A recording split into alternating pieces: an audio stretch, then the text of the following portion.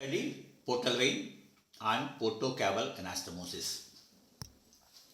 The competence is formation, course, relations and tributaries of portal vein. Portal vein. Portal system includes all the veins draining the abdominal part of digestive tube, excluding the lower anal canal, but including the pre-terminal esophagus. It also includes spleen, pancreas and gallbladder. Blood is conveyed from these viscera by portal vein to the liver. In the liver, it ramifies like an artery, and ends in the sinusoids. Blood again converges to reach the inferior vena cava via the hepatic veins. Blood therefore passes through two sets of exchange vessels, capillaries of the digestive tube, spleen, pancreas, gallbladder and hepatic sinusoids. Portal vein is the principal afferent blood vessel of the liver. It measures about 8 centimeters long, beginning at the second lumbar vertebral level at the junction of superior mesenteric vein with the splenic vein. It is anterior to the inferior vena cava and posterior to the neck of the pancreas. Course. It ascends behind the superior part of duodenum, common bile duct, gastroduodenal artery. It is directly anterior to the inferior vena cava. It enters the right border of the lesser omentum, ascends anterior to the epiploic foramen to the right end of the porta hepatis. Right branch course. At the porta hepatis, the portal vein divides into right and left main branch or into 3 branches. The right main branch enters right hepatic lobe and usually receives the cystic vein in the gallbladder first. Left branch. Left main branch is longer but of a small caliber. Branches into caudate, quadrate and left lobes as it enters the left lobe. It is joined by paraumbilical veins and the ligamentum teres, a remnant of the obliterated left umbilical vein. It is connected to the inferior vena cava by ligamentum venosum, a vestige of the obliterated ductus venosus. When portal circulation is obstructed, whether it is within or outside the liver, a remarkable collateral circulation develops to carry portal blood into the systemic veins. Sites of portosystemic anastomosis. So in this we can see in a tabular form that includes collaterals, afferent and efferent.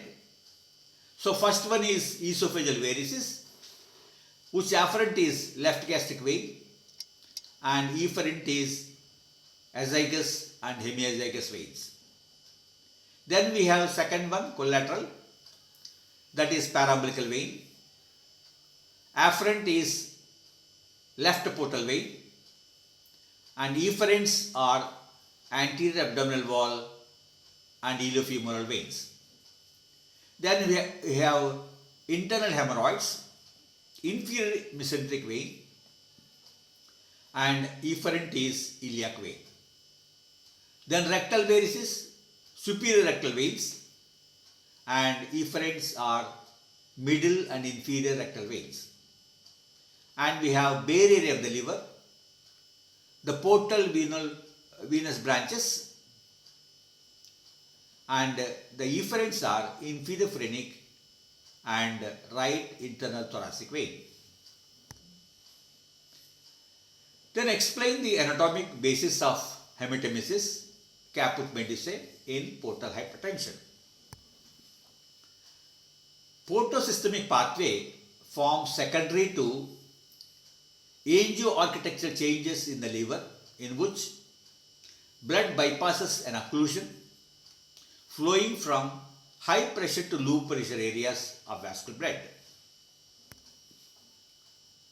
Portal hypertension. Recanalization of the embryonic channels or reverse of flow in venous system lead to portosystemic collateral formation.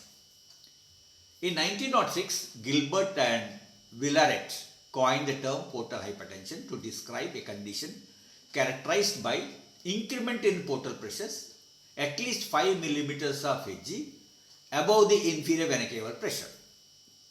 It was associated with portal circulatory structural changes and gastrointestinal bleeding. Esophageal varices. The venous blood from the esophagus drains into the submucosal plexus, which in turn drains into periesophageal venous system or venous plexus. From the second plexus, esophageal veins arise and follow the arterial pathway. Ultimately, the dense submucosal plexus drain into superior vena cava.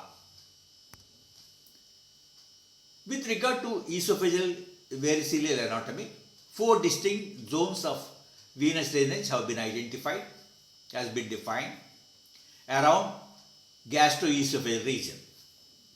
One is gastric zone, containing the longitudinal venous distribution. Then palisade zone, with parallel vessels arranged in groups that lie within lamina propria. Then perforate zone, which drain blood into the extrinsic veins. Then truncal zone, which drains, which contains 4 to 5 deep descending veins. The distribution is mainly seen within esophageal mucosa. The bidirectional venous flow at the palisade zone produces high resistance watershed area between the portal and systemic circulation, leading to high accommodation of blood volume in the presence of portal hypertension, leading to variceal development. Caput medusae. Caput medusae is one of the cardinal features of the portal hypertension. The appearance is due to cutaneous portosystemic collateral formation between distended and engorged paraumbilical veins that radiate from the umbilicus across the abdomen to join the systemic veins. Blood from portal venous system is shunted through the umbilical veins into the abdominal wall veins, which manifest as caput medusae.